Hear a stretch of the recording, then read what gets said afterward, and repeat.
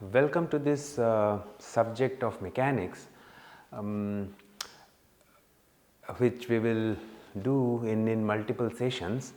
But you might have noticed that we are starting the session with the chapter called vectors. Though the subject's name is mechanics, we are starting it with vectors.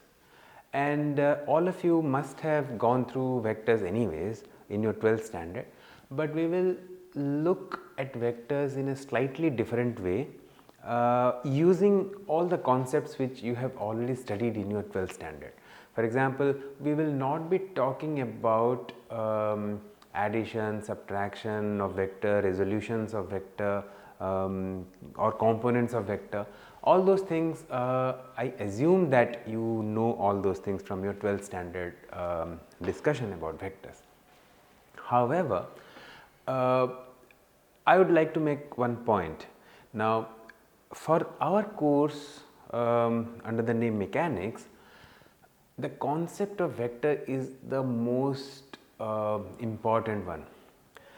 The reason being, we will treat vector as a mathematical object which is independent of any coordinate system. In fact, to take this further, though we will not be formally use them, I'm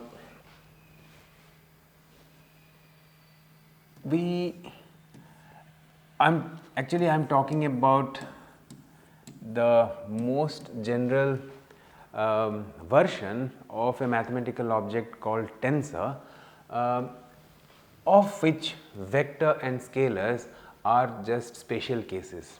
Okay. Now, if you see the mechanics as a whole, it has got two portions. The first portion deals with rigid body and the second portion deals with flexible bodies, and we will deal with the first part, that is about the rigid bodies, with vectors. I will say vectors which are in a way special cases of these tensors. Okay. And then the second part will be mostly about or can be dealt with tensors, though we will not get into details of that, but time to time I will be reminding you about how tensor is coming into picture. In fact, in the first part also, when we will discuss about moment of inertia of 3D bodies, we will still be talking about tensors. And that is the reason why I am saying that this concept of vector is so important. And in fact, I will say, why should I name it as A?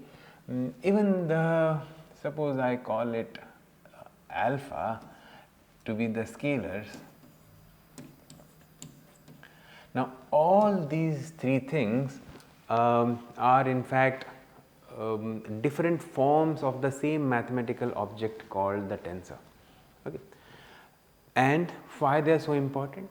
The reason, a few minutes back I told that they are completely invariant under coordinate transform. Sorry.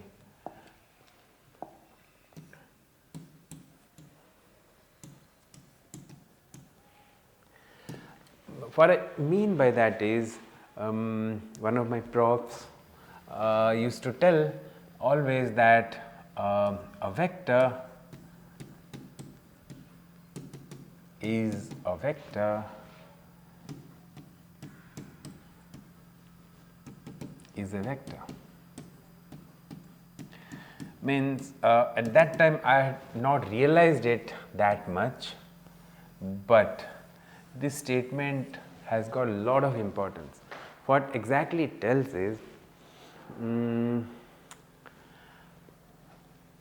if a physical quantity is being represented by a vector, and for that matter like a tensor, for the time being let us concentrate on vectors. Okay.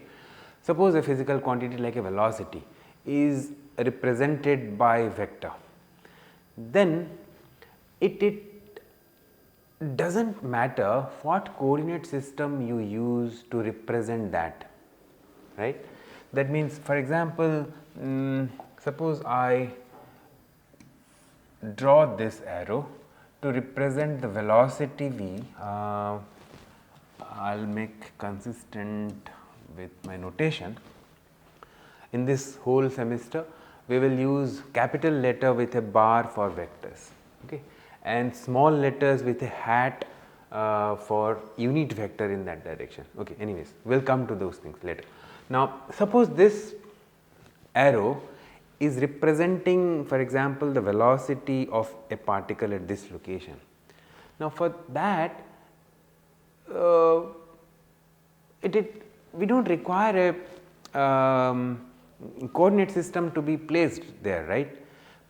We require a coordinate system only when we try to express this to somebody who is not able to see this.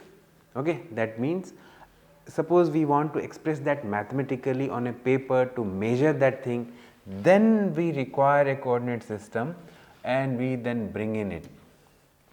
For example, this is a coordinate system we will bring into picture and we will call it x, y, z.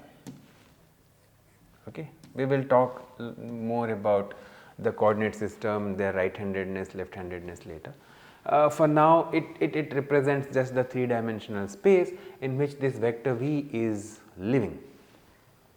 Now, but its life, the vector's life, did not depend on the existence of this coordinate system. In fact, I can bring in another coordinate system, say like here, which will be maybe in this direction, and yeah.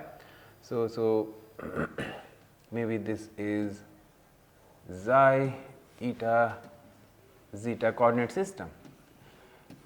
Now, the same vector can be represented either in this coordinate system or this coordinate system using the components, but the physical quantity which was getting represented by this remains the same. So, that is what is called the invariance under coordinate transformation. That means, we have moved from one coordinate system to the other, but the vector remained the same, because it is representing a physical quantity, and the physical quantity does not depend on what coordinate system you use for representing it or conveying it to somebody else.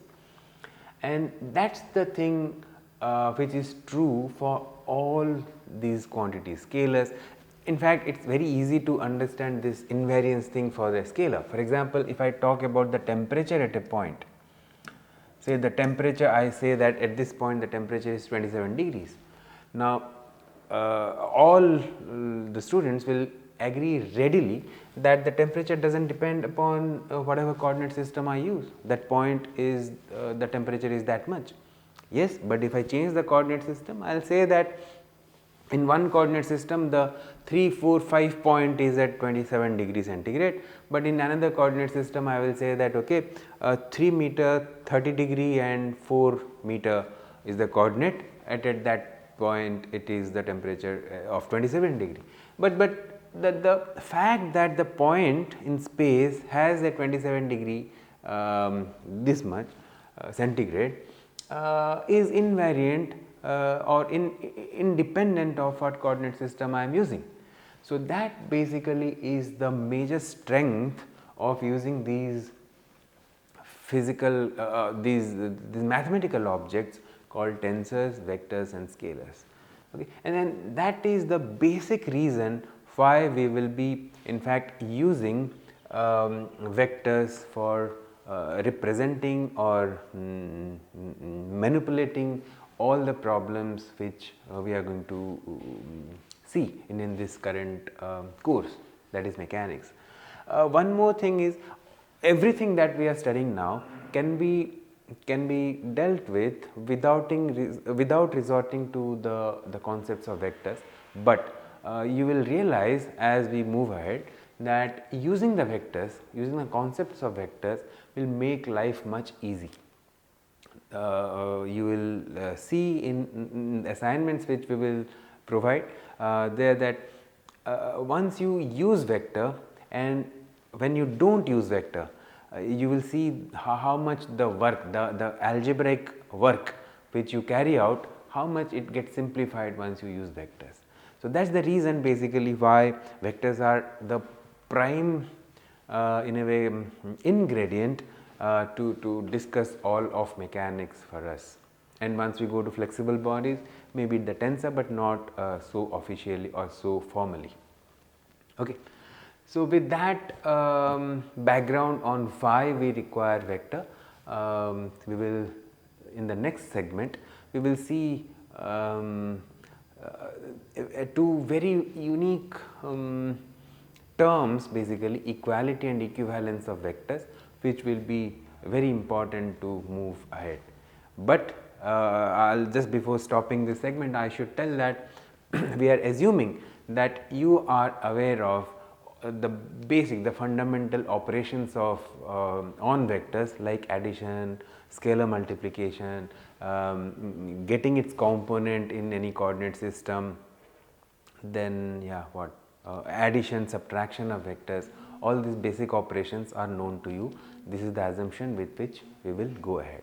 Let's meet in the next segment.